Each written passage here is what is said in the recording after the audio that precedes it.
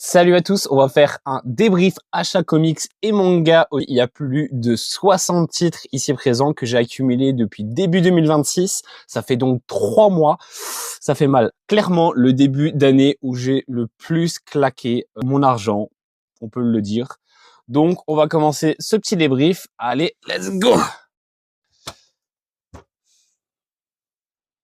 C'est avec ce genre de vidéo que je réalise que j'ai peut-être un peu abusé. Au total, derrière moi, il y a plus de 16 920 pages.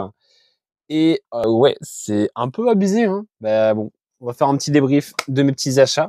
Et on va commencer par la première pile qui est dédiée à l'éditeur Hachette, avec du plus récent et du plus vieux. Pour ceux qui ne l'avaient pas reconnu, ici, c'est l'édition intégrale Ultimate. Pour ceux qui ne connaissent pas Ultimate, Marvel Comics a voulu renouveler et moderniser certains de ses personnages iconiques de chez Marvel, dont Spider-Man, qui est pour moi, je pense, la meilleure porte d'entrée, et 4 Fantastiques, X-Men, qui avait un début très bien, qui par la suite, je pense, perd un peu de sa valeur. Mais ça, c'est que mon point de vue. Ici, vous avez Marvel Origins, qu'on peut retrouver tout ici, la fresque, où là, actuellement, il me semble qu'il y a plus de 94, on arrive bientôt au 100e tome. Ici, vous avez la collection Marvel Comics, la collection de référence, qui contient à ce jour plus de 280 tomes. C'est beaucoup, mais pour moi, c'est la meilleure porte d'entrée pour lire du comics Marvel.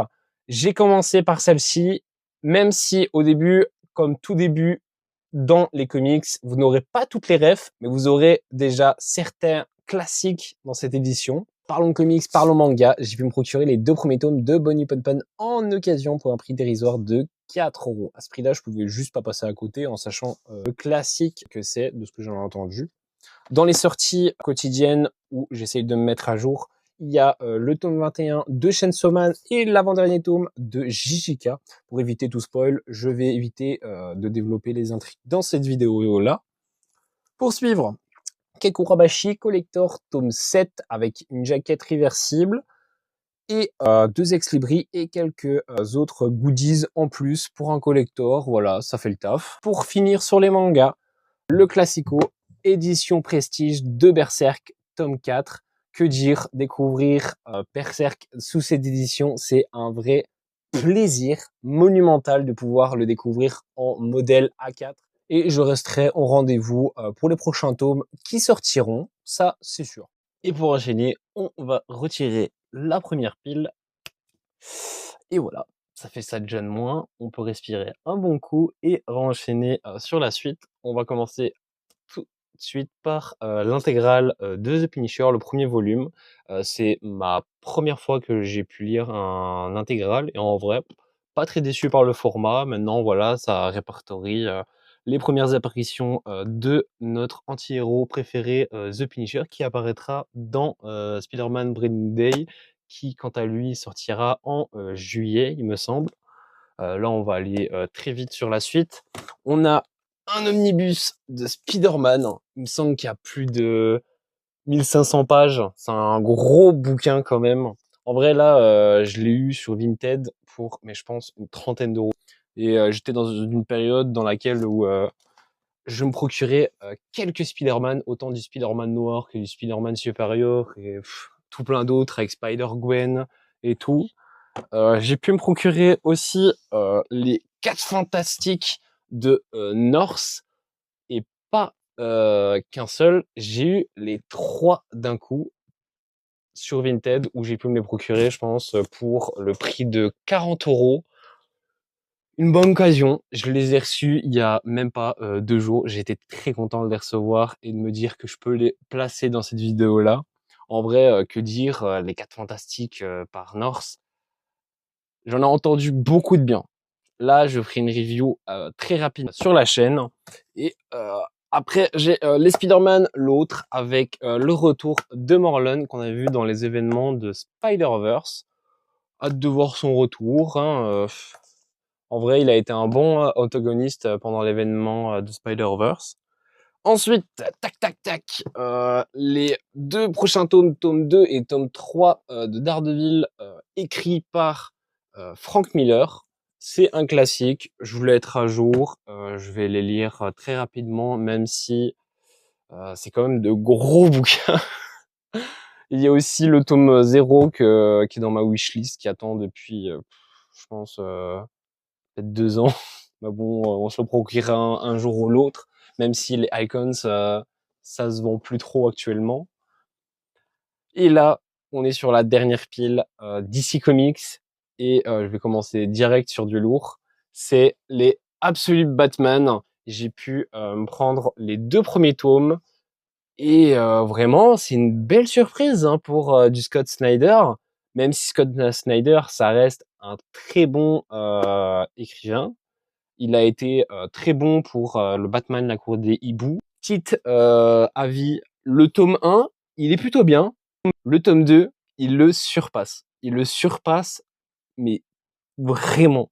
Bon, petite pause dans ce débrief déjà parce que j'ai un truc à vous dire et aussi parce que j'ai mis pause à un moment où ma tête est vraiment pas à son avantage. Je vous laisse faire des screens, donc profitez-en. Bref, depuis quelque temps, je bosse sur un projet autour de l'univers Absolute et pour le coup, j'ai envie de faire un peu différemment. On va évidemment parler de Batman, mais surtout mettre en avant d'autres figures iconiques de DC Comics comme Wonder Woman, Superman, Green Lantern, Flash ou encore Martian Manhunter, qui n'est pas encore beaucoup abordé, je trouve, sur Internet. L'idée, c'est pas juste de raconter leur histoire, c'est aborder ces personnages autrement, ce qui représente vraiment pourquoi ils marquent autant et peut-être les voir sous un angle qu'on voit moins ailleurs. Ça va être un projet suivi, construit petit à petit, et je vous en reparle très vite. Mais voilà, c'est lancé. Allez, on reprend, et oui, ma tête est toujours aussi bizarre, et en même temps, vous pouvez vous abonner pour ne rien rater. Et en même temps, tellement que ça m'a hype et que j'étais sur ma fin sur ce 14e chapitre et sur les annuels, je me suis procuré les issues en anglais, en first print. Oui, je suis un pigeon. J'ai même commandé et j'ai précommandé le tome 19 avec l'épouvantail. Oui, je suis un pigeon et je le répète haut et fort. Je suis un pigeon. Mais bon, j'adore la série, donc pourquoi me gêner? Il y a eu l'annonce du Green Lantern Emerald Twilight en paperback, et j'ai voulu prendre du recul sur ce qui était déjà sorti pour éviter un modèle souple. Je ne suis pas contre le modèle souple, mais il y a un côté plus esthétique pour le côté rigide, plus dur, et j'ai pu me le procurer sur Vinted en occasion. Et en vrai, c'était une belle surprise. Je connaissais pas du tout cette partie-là de Green Lantern, même si c'est un héros que je connais déjà pas. Et en vrai, je le conseille. C'est un classique pour moi et pour beaucoup de gens de Green Lantern.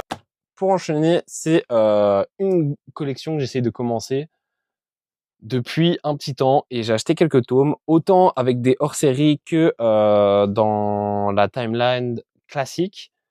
Et il y a beaucoup de Batman parce que Batman, c'est un, c'est un des classiques de chez DC, mais j'en connais rien, je connais pas grand chose. J'ai lu La Cour des Hiboux, j'ai lu Batman Silence, j'ai lu Batman Mental, et si aussi écrit par Scott Snyder.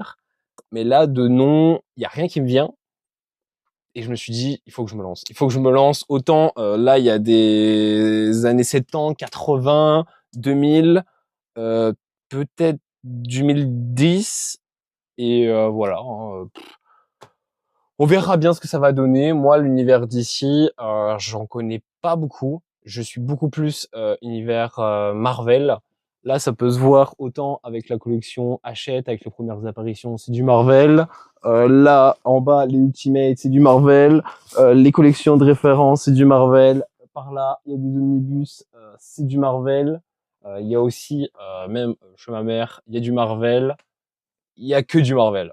J'ai aussi un peu de DC, autant avec Injustice et tout, mais faut que je me lance. Faut que je me lance, il faut que j'en apprends un peu plus sur des personnages dont je suis un peu curieux. Et en plus, c'est un autre achat que je me suis fait. La première apparition de Spider-Man écrit par Todd McFarlane, gradé en 9.8. Et en vrai,